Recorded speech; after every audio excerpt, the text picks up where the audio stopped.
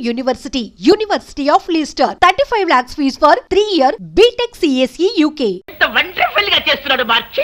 మనకు ఓపెన్ చూస్తుంటే ఎట్టా ఉందిరా? కచేరీలో మన బా హార్మోని వాయిట్లేదా? ఎందుకుండదురా, ఆడికి ట్రైనింగ్ అంతా ఇచ్చి తోలేసింది నేనే కదా. ఆయన ట్రైనింగ్ ఇచ్చి తోలేయడానికి ఆడేమన్నా జట్కా పడిన గుర్రం అనుకుంటావరా? గడ్డి బాబు వేద్దాం. అందుకే నిన్ను అందరూ తప్పుడు కదా అప్పలరాజు అంటారు.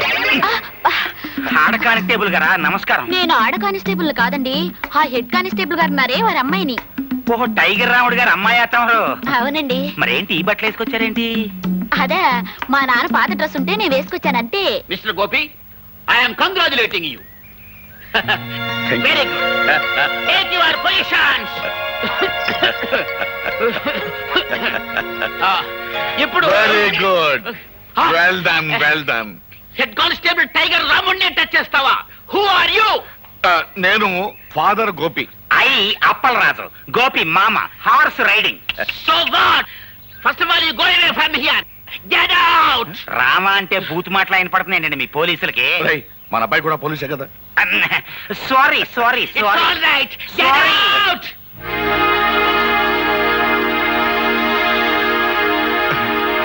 నమస్కారం మాస్టర్. అన్నమండి. నమస్కారం, రండి. ఒక మంచి శుభవార్త చెబుదామని వచ్చాను. ఏమిటది? మీరు అక్షరాలు నేర్పిన మా గోపిగాడు ఇప్పుడు దేశాది కాపాడే కానిస్టేబుల్ అయ్యాడు. ఇదంతా తమ చేతి. ఇప్పుడు మీరు మా వాడిని చూస్తే ఎంత ఆనందపడతారో.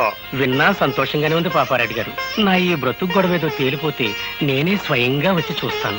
జగన్నాథం, రండి బ్రదర్స్. మా గోపి అబ్బాయి కూడా మీ పోలీసు ఉద్యోగం వచ్చేసిందిగా. ఇక నుంచి మనం బంధువులం, స్నేహితులం. ఏంటి కాపీ తాగుతారా? మాస్టారు, మీకు మర్యాదగా చెప్తున్నాం, నిరాహార దీక్ష విరమించుకోండి. కలెక్టర్ గారు వచ్చే టైం అయింది. ఆయన దృష్టిలో ఇది పడితే మంచిది కాదు. లేవండి. నాకు రావాల్సిన పెన్షన్ ఇవ్వకుండా తిప్పుతున్నారు. ఈ విషయం కలెక్టర్ గారి దృష్టిలో పడాలనే ఈ నిరాహార దీక్ష. చాలా పెద్ద కబుర్లు చెప్పొచ్చావా? తొందరపడకండి అయ్యా, మాస్టర్ చాలా మంచి ఆయన. ఇప్పుడు మా అబ్బాయి కూడా మీ డిపార్ట్మెంట్ చేరాడు. వెళ్ళవా?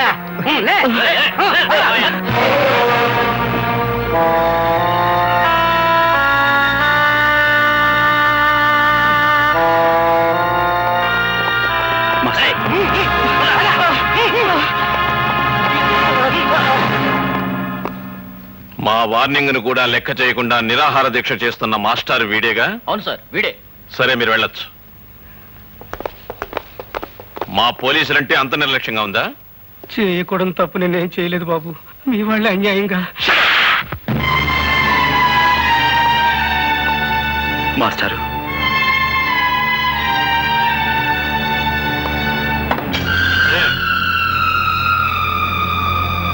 క్షమించండి సార్. బాబు గోపి, ఈ మాస్టర్ గారు ఏం అన్యాయం చేశారని సార్ ఆయన కొట్టారు? తనకు రావాల్సిన పెన్షన్ డబ్బుల కోసం 2 సంవత్సరాల పాటు తిరిగి తిరిగి వేరే గత్యంతరం లేని పరిస్థితిలో ఆయన నిరాహార దీక్ష చేస్తుంటే అది మీ దృష్టిలో క్రమశిక్షణ పాటించకపోవటమా, లేక లా అండ్ ఆర్డర్ని వ్యతిరేకించడమా?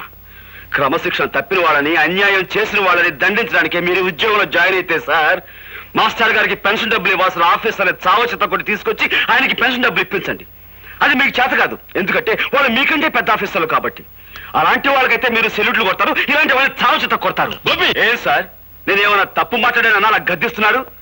క్రమశిక్షణ అతిక్రమించారని మీరు మాస్టర్ గారిని కొట్టారే? అసలు క్రమశిక్షణ పదానికి మీనింగు, స్పెల్లింగు నేర్పింది ఇలాంటి మాస్టర్లే సార్ మనకి.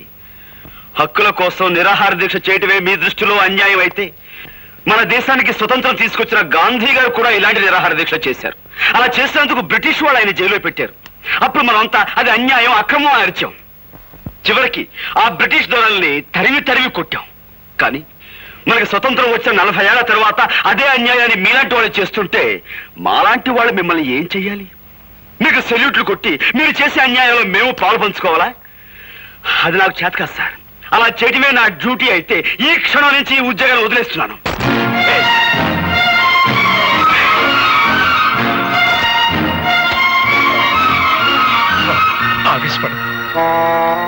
క్షమించండి మాస్టర్. గవర్నమెంట్ దగ్గర జీతం పుచ్చుకుంటూ న్యాయాన్ని కొట్టడానికే ఈ కాకి బట్ట అధికారాన్ని ఉపయోగిస్తే మాకు కిరాయి గుండాలకి తేడా ఏముంటుంది? అందుకే ఈ ఉద్యోగాన్ని వదిలిపెట్టి వెళ్ళిపోతున్నాను. వస్తాను మాస్టర్. ఉంటానండి.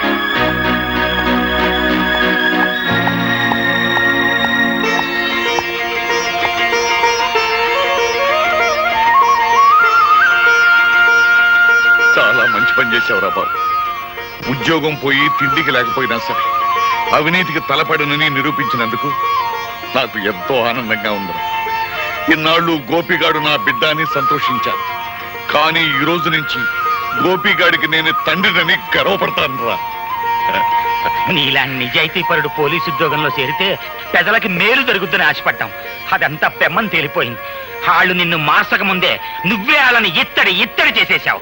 అబ్బాయి గోపి జిందాబాద్, అబ్బాయి గోపి జిందాబాద్.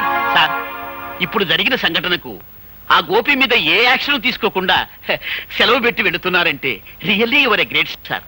ఒక విధంగా మన డిపార్ట్మెంట్ ఇదే తప్పని నా అభిప్రాయం. అనగనగనగనగా 7 సముద్రాల అవతల ఒక ఊళ్ళో ఒక అమెరికా. ఆ ఊరికి రేగన్ గారు ప్రెసిడెంట్ గారు ఉన్నారు. మన పంచాయతీ బోర్డు ప్రెసిడెంట్ పెంటైలాగా. ఏంటబ్బాయి విన్నావలేదా? చెప్పు. ఈ రేగన్ గారు చాలా గొప్ప మడిసి. మరి అంత గొప్ప మడిసి మనం కూర్చోమంటే కూర్చోలేడు, నుంచోమంటే నుంచోలేడు. పోనీ ఒక గ్లాసు మజ్జిగో మంచినీళ్ళు తాగవయా అంటే ఆ పని చేయలేడు. ఎందువలన చేత ఇదిగో ఇలాంటి తప్పుడు కథలు చెప్తావు కాబట్టి ఊళ్ళో అంతా నేను తప్పుడు కథలు అప్పలరాజు అంటుంటారు. అబ్బయ్యా, నీకు సమాధానం తెలిస్తే చెప్పు, లేతే లేదు. అంతేగాని ఊళ్ళో అందరూ అన్నట్టు నన్ను నువ్వు కూడా తప్పుడు కథలు అప్పలరాజు అనద్దు. సమాధానం చెప్పు శ్యాలంజీ. Because he doesn't know Telugu.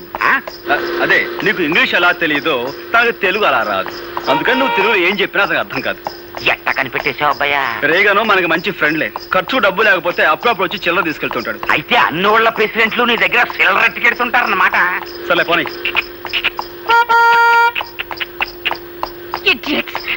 తప్పకుండా బండపు ఓళ్ళేన్ వెనకమాల అగ్గిపెట్టి కారు, అందులో ఆడకూతురు ఓళ్ళేన్. కంట్రీ బ్రూట్స్, హార్న్ మోగుతుంటే వినపడలేదు. కార్ కి సైడ్ ఇవ్వాలన్న కామన్ సెన్స్ లేదు. చూడు చిరతపులి, నువ్వు ఇంగిలి పీసులో బూతులు తిట్టినా నాకు అర్థం కాదు. కానీ నేను అచ్చ తెలుగులో మొదలెట్టాను అనుకో, 10 రోజులు ఆకుండా నువ్వు వాంతులు చేసుకుంటావు. బుద్ధి లేకుండా మాట్లాడుకో. నా కార్ కంటే నీ బోడి గొర్రెబండి గొప్పదా? ముందండి. అబ్బయ్యా, ఇంకా లాభం లేదు. నువ్వు సూపు చూడాల్సిందే. ఇత్తడైపోవాలి. ఇదిగో చూడు పాప, నీకో విషయం తెలుసో తెలియదో, 2 కత్తులు ఒకే వరలో ఇమర్చవచ్చు, 2 పువ్వులు ఒకే చెవిలో పెట్టొచ్చు, 2 హార్మోనీ పెట్టెలు ఒకేసారి వాయించవచ్చు. కానీ ఒక బండి మాత్రమే పట్టే ఈ ఇరుకు సందులో నీ బండికి సైడ్ ఇవ్వడం కుదరదన్న లోకల్ నాలెడ్జ్ నీకు లేకపోవటం నిజంగా నీ కర్మ. Shut up. ఖచ్చితంగా ఈ పిల్ల పట్నం చదువులతో పాడైపోయింది అబ్బాయ. లేదంటే వీళ్ళ బాబుకి నడమంత్రం సరి, ఈ అమ్మాయికి అర్ధాంతరంగా వయసైనా వచ్చి ఉండాలి. ఇది కరెక్ట్ అబ్బాయ. చూసావా, అయిపోయింది. ఇత్తడే కిలో 10 రూపాయలు. ఇత్తడే. సరే రారా. రావయ్య, వెళ్ళి ఆ పొగరమూత ఎవరు? హార్మోని పాపారెడ్డి కొడుకమ్మ. ఇతను హార్మోని చాలా బాగా వాయిస్తాడు.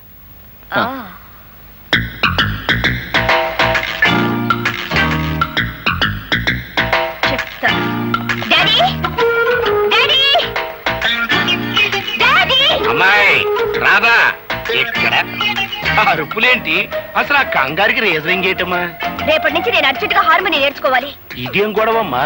చక్కగా సితారో, ఏనో, పొయ్యిలినో, ఇంకేవో కొత్త వాయిద్యాలు వస్తున్నాయి. అవి వాయించడం నేర్చుకోకుండా ఎప్పుడో సొరబ కంపెనీ వాళ్ళు వాయించిన హార్మోని నేర్చుకుంటానంట బేటి. అదంతా కుదరదు.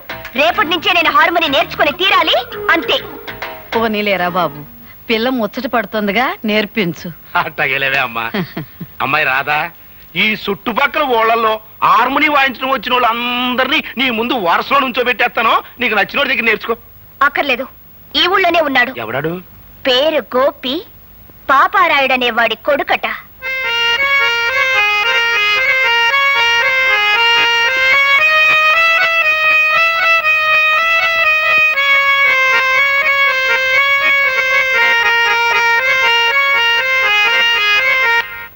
హార్మోని మీద నాగస్వరం వాయించడంలో జిల్లా మొత్తం మీద పేరు కొట్టేశావు అబ్బాయ. అందుకే నేను తప్పుడు కదా అప్పలేదన్నారా?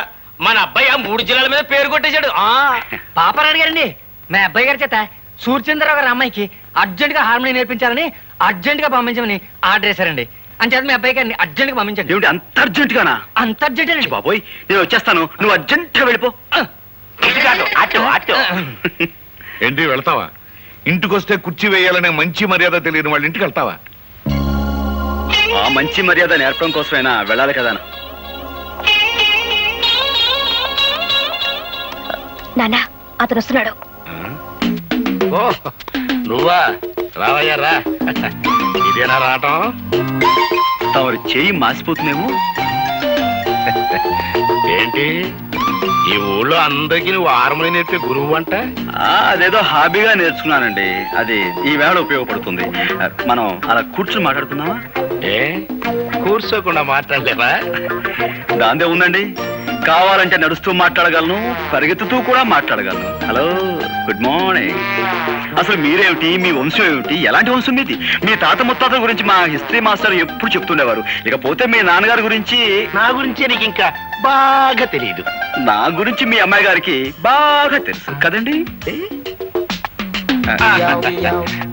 తీసుకో అమ్మాయ్యా. మొత్తానికి నువ్వు చాలా తెలివైనవాడివయ్యా. మీరు ఇలాంటి విషయాలు భలే చక్కగా కనపెడతారండి. ఈ విషయం కొంచెం మా నాన్నగారు చెప్పండి. ఆయన నాకు మనుషుల్ని వాయించడం, హార్మోనియం వాయించడం తప్ప వేరే ఇంకేమీ రాదంటారు. అన్నట్టు వాయించడం అంటే గుర్తుకొచ్చింది. మా అమ్మాయికి హార్మోనియం ఎప్పటి నుంచి నేర్పుతావు?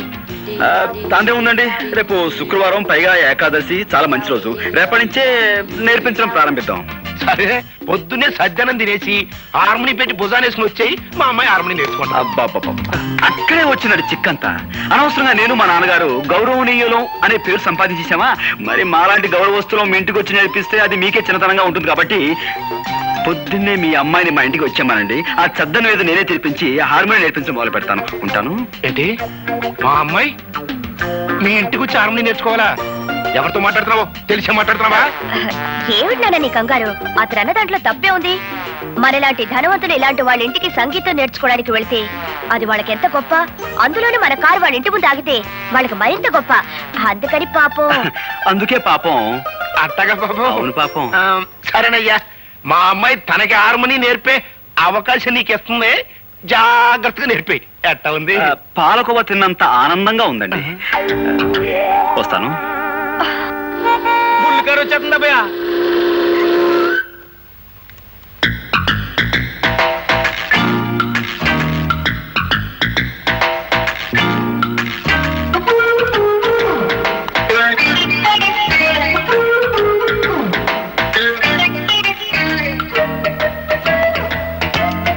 అలా కూర్చోండి. Dirty place. ఇక్కడ కూర్చునేది ఏమిటి జనమంతా? ఓహో, ఈ వీధి మొహానికి ఎప్పుడూ కారు వచ్చుండదు. నా కారు చూడడానికి వచ్చుంటారు. దానికి ఒక కథ ఉందండి. అనగనగా వెనకటికి 7 ఏళ్ల క్రితం నేను ఆ గుర్ర బండి కొన్నాను. మొదటిసారి మా వీధికి వేసుకొచ్చినప్పుడు 100 మంది వచ్చారు జనం. ఓ సోసి నా బండి చూడటానికే వచ్చారు కదా అని రెండోసారి వేసుకొచ్చా. 50 మంది వచ్చారమ్మా. మూడోసారి వేసుకొచ్చా. ఎవ్వరు రాలేదు. నేను నా గుర్రం మిగిలాం. నీ కారు సంగతి అంతే. ఏమిటా బాబుడు? నువ్వింక వాయించడం మొదలెట్టబ్బాయా. అవును, మీ తాత ముత్తాతలే కాకుండా నువ్వు మీ నాన్న కూడా చాలా గౌరవమైన వాళ్ళన్నావు. కనీసం కుర్చీ వేయాలనే మేనర్స్ కూడా తెలీదా? మేనర్సా? అరే, అటక మీద మర్చిపోయానండి. రే మావా, లోపలికి వెళ్ళి అమ్మాయి గారికి మేనర్స్ తెచ్చివి. అర్జెంటుగా. మేనర్స్ లడి. అలా పక్కన వెయ్యి. రండి, దయచేయండి, దయచేయండి. ఆశలుకండి. సారీ మేడం, ఇది ఏ డచ్ కాలంలోనో ఫ్రెంచ్ కాలంలోనో కొన్న కుర్చీ. పాప విరిగిపోయింది. పోతే పోయిందని అసలు కుర్చీ. కానీ తమలాంటి పెద్దలు కూర్చుని కుర్చీ విరగొట్టినా అది మాకు ఎంతో గౌరవంగా ఉంటుంది కదరా? చాలా గౌరవం. పాపం దెబ్బలు తగలేమో ఒకసారి చూడండి. నన్ను ఇక్కడికి ఇన్సల్ట్ చేయడానికి పిలిచావు అనమాట. నన్ను నలుగురిలో అవమానం చేస్తావా? I will see your end. ఏంటమ్మా, నువ్వు నా ఎండ్ చూస్తావా? నా బీనింగా చూడలేదు. ఎండ్ నువ్వేం చూస్తా? Shut up. అయ్య బాబు, నా కాడే దొడుకోనపోతే నీకు స్టార్ట్ అవుదమ్మయ్యా. పిన్ని సులై. Get lost.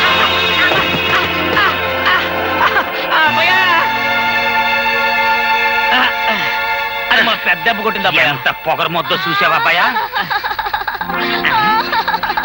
ఏంటేంటి వాడకమేంటి, ఆ బురదేంటి? ఆ కారులో వెళ్ళే పొగరబోతమ్మాయి నా మీద బురద కొట్టిపోయింది. చూసావా అబ్బాయా, దాని పొగరకు అంతు లేకుండా పోతుంది. ఇంకా లాభం లేదు, ఇత్తడైపోవాల్సిందే. అందుకో హార్మోని పెట్టా.